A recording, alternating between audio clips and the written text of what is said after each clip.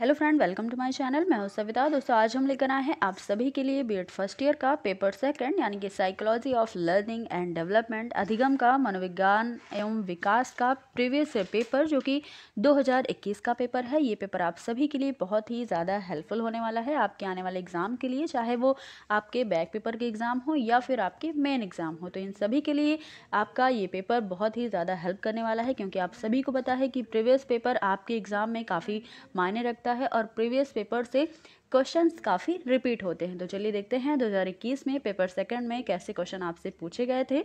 ये paper solve करने के लिए आपको 3 घंटे का समय दिया जाता है और ये पेपर आपका 80 नंबर का होता है।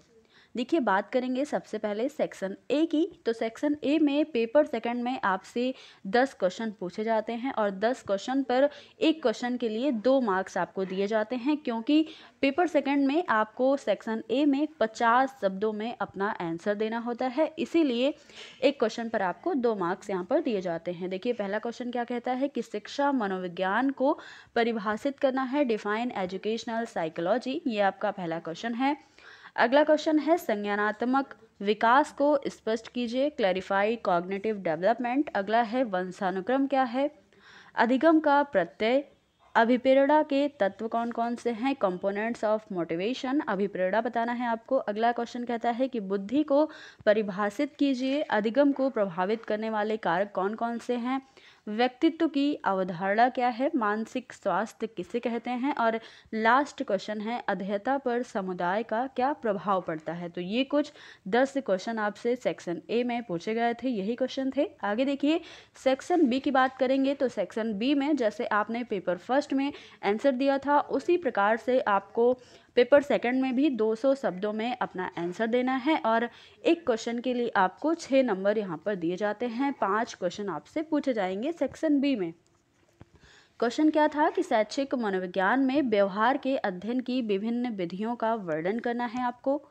आगे देखिए, अथवा करके दिया गया है कि शिक्षक के लिए शिक्षा मनोविज्ञान के ज्ञान का क्या महत्व होता है, उदाहरण सहित चर्चा कीजिए। तीसरा क्वेश्चन है थॉर्नडाइक के अधिगम के नियमों का वर्णन कीजिए, उसे अपने प्रयोगों में सूझ का कोई प्रमाण क्यों नहीं मिला, ये बताइए। अथवा स्किनर के क्रिया प्रशोत सिद्धांत की व्याख्या कीजिए। आगे देखिए, क्वेश्चन नंबर 4 है कि वंशानुक्रम और वातावरण का ज्ञान शिक्षक के लिए अनिवार्य है, इस कथन की विवेचना कीजिए। अथवा वातावरण से आप क्या समझते हैं, बालक के विकास में इसका योगदान क्या है, ये क्वेश्चन है।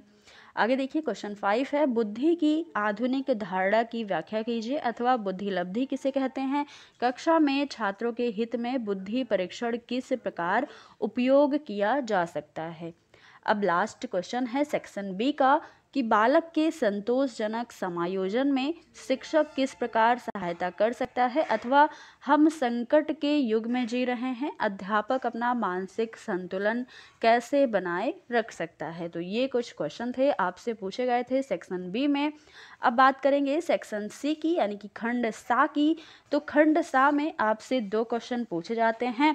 2 क्वेश्चन के लिए आपको एक क्वेश्चन पर 15 मार्क्स आपको दिए जाते हैं। देखिए, यहाँ पर आपको 500 शब्दों में अपना आंसर देना होता है। क्वेश्चन क्या पूछा गया था 2021 में, तो खंड सा में आपसे पहला क्वेश्चन था कि व्यक्तित्व की परिभाषा दीजिए, व्यक्तित्व मापन की आत्मगत तथा वस्तुगत विधियों का वर्णन कीजिए। अगला है शैशवावस्था से किशोरावस्था तक बालक के संवेगात्मक विकास का वर्णन कीजिए और उसे प्रभावित करने वाले तत्वों का वर्णन कीजिए।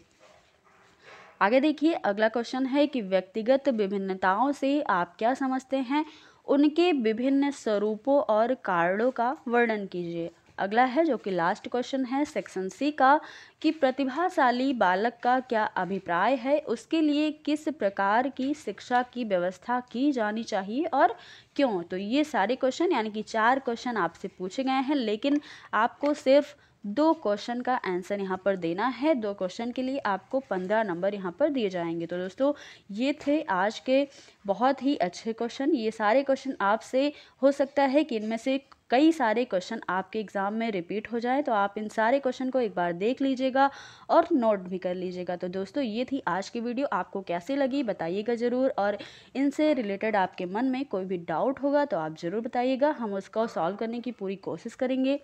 फिर मिलेंगे अगली वीडियो में कुछ नए पेपर के साथ, अगले सब्जेक्ट के साथ। धन्यवाद।